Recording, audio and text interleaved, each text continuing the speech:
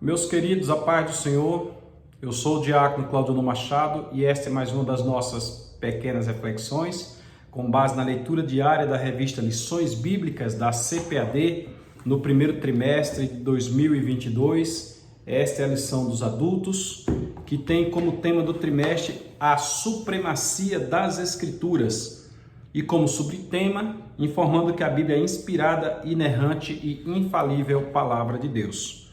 A próxima lição do trimestre será a lição de número 8, que diz que a lei e os evangelhos revelam Jesus. A lei e os evangelhos revelam Jesus. A leitura de hoje, terça-feira, está na carta aos Gálatas, capítulo 3, versículo 13. A epígrafe dessa leitura diz: a obra de Cristo na cruz do Calvário nos resgatou da maldição da lei. A obra de Cristo na cruz do Calvário nos resgatou da maldição da lei. Vamos ler o texto para que nós possamos começar a fazer nosso pequeno comentário. O versículo 13 do capítulo 3 da carta aos Gálatas diz: Cristo nos redimiu da maldição da lei. Cristo nos redimiu da maldição da lei, porquanto se tornou maldito em nosso lugar. Pois está escrito: maldito todo aquele que for pendurado no madeiro. Pronto, nós precisamos fazer algumas observações aqui para que haja compreensão do texto. Primeira observação: ontem nós lemos onde a lei que nós estamos nos referindo é a mesma lei que foi dada a Moisés. A lei foi dada a Moisés, a lei foi reafirmada no período de Neemias, de Esdras, de Zorobabel. É a mesma lei pós-exílico, é a mesma antes do exílio. Ponto. O que nós estamos descobrindo hoje, estudando hoje, é que esta lei não salva. A lei não veio para salvar, pelo contrário, a lei veio para mostrar as falhas e dizer que todo aquele que cometesse uma daquelas falhas seria condenado. Então a lei não se salva. Vou ler o texto mais uma vez, o versículo 13. Cristo nos redimiu da maldição da lei. Na lei não tem bênção, na lei tem maldição. Tiago diz lá na sua carta que aquele que transgredir um dos mandamentos da lei, leia-se 613 mandamentos, é culpado de todos os outros. É como vários dominós que estão em pé e você derruba um deles em qualquer posição, na primeira, na última, no meio, em qualquer posição que você derrubar um deles, todos os outros vão cair. Então a lei não tem bênção, a lei só tem maldição. A terceira coisa que nós vamos observar aqui é que o apóstolo Paulo está escrevendo para os crentes da Galácia. Discute-se se a primeira carta a ser escrita pelo apóstolo Paulo teria sido a carta aos Tessalonicenses, a primeira Tessalonicenses, ou a carta aos Gálatas.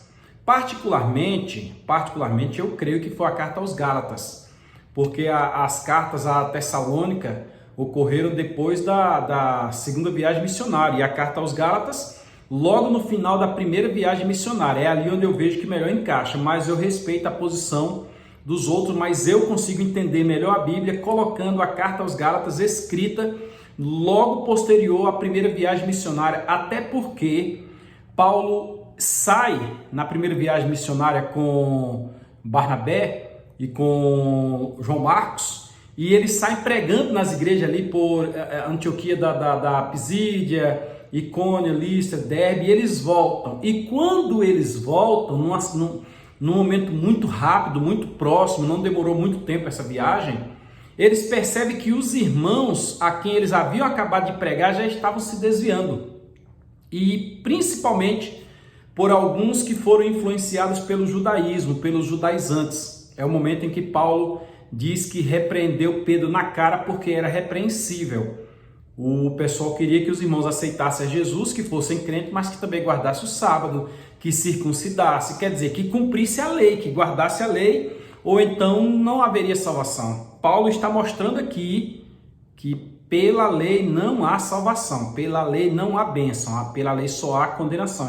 Essa foi a terceira observação que nós temos. A quarta observação que nós fazemos é que aqui tem algo importante, que fala que Jesus se tornou maldito pelo fato de ter sido pendurado no madeiro. Aí vem aquela discussão que muita gente perde tempo com ela. Jesus foi pendurado no madeiro ou Jesus foi pendurado numa cruz? Qual a diferença de madeiro para cruz? Como é que eu consigo distinguir as duas coisas? Cruz é algo nesse formato, tem um formato de T, isso aqui é a cruz, né? Tem gente que diz, sai de retro. Madeira é quando é um só, quando só tem a parte central do meio é o madeiro, quando tem a parte central e aqui a travessa é uma cruz. Mas qual é o problema envolvendo isso aí? A questão que seja um ou seja outro, era costume, principalmente entre os romanos, que as pessoas fossem mortas presas num madeiro ou presas numa cruz. E geralmente isto era em adoração a um deus pagão chamado Tamuz. O deus Tamuz, Tamuz, ele recebia adorações dessa forma. O Moloque recebia crianças nos braços. A sua estátua era feita de bronze, botavam fogo nos pés, ele ficava todo ardendo em brasas. E ali agora eles sacrificavam as crianças a Moloque.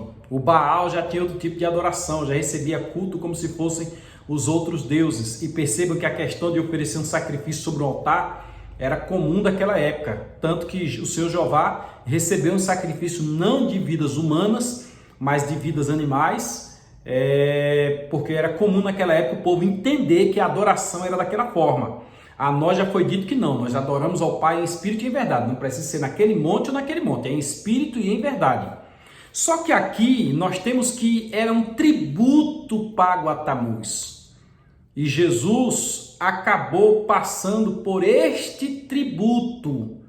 Tem algo mais que não está no texto, que nós costumamos cantar, que fala da vergonha da cruz. Me parece que o hino 291 diz: levarei eu também a vergonha da cruz, até morrer eu a vou proclamar. A vergonha da cruz ali é porque, segundo alguns, Jesus teria sido crucificado, como era o costume dos romanos, sem roupa. Isso aí não está no foco do nosso assunto, mas observe que o foco do nosso assunto é tornou-se maldição por nós. Jesus suportou todas essas coisas por nós. E aí vem a pergunta. A lição diz que a lei e os evangelhos revelam Jesus. Ora, por que Jesus se tornou maldição por nós? Por causa da lei, que a lei determinava que aquele que fosse morto num madeiro, numa adoração pagã, num tributo pagão, aquele tal já era maldito de forma natural. E Jesus, dentro desse contexto do que a lei determinava, do que a lei punia, Jesus, para nos dar a salvação, seja pela vergonha da cruz, seja pela maldição da cruz, ele se tornou maldito em nosso lugar. E o texto diz, vou ler novamente, eu estou fazendo uso hoje da versão da Bíblia de Estudo WISB, é a nova versão internacional de WISB. Ele diz assim: Cristo nos redimiu. Existe o remir e o redimir. Ele nos comprou e nos deu liberdade da maldição da lei. Ele nos livrou da maldição da lei. A lei que era contra nós, ele nos livrou da maldição da lei quando se tornou maldição em nosso lugar. Por que se tornou maldição? É porque ele poderia ter fugido das garras do Império Romano e daqueles judeus raivosos que o fizeram passar pela cruz. Eu chamo de agente 007. Você já imaginou os anjos que estavam ali em volta, aguardando Jesus dizer uma só palavra? Os anjos que nos dias anteriores, quando ele estava chorando e as suas lágrimas, o seu suor se transformou em sangue, e os anjos estavam lá e foram lá e o serviram. Os anjos que o acompanham desde o momento em que ele haveria de nascer, pois foi anunciado antes do seu nascimento. Os anjos que no momento do nascimento fizeram a publicação nos céus para que todos soubessem que ele estava nascendo e que o acompanharam durante todo o seu ministério. Os anjos só aguardavam que ele dissesse uma só palavra. Bastava ele dizer, destrói, e os anjos quebrariam tudo. Mas quando ele encheu o peito de ar, sua primeira fala na cruz foi: Pai, perdoa-lhes porque não sabem o que fazem. Então este Jesus, ele se tornou, Jesus nem foi morto pelo Império Romano, Jesus se entregou à morte. Então este Jesus se tornou maldito em nosso lugar. Olha que legal. Domingo terá mais na Escola Bíblica Dominical e eu espero você lá. Compartilhe, curta, se inscreva no canal, ligue as notificações e abençoe as outras pessoas com a mensagem do Reino de Deus. Fica na paz do Senhor.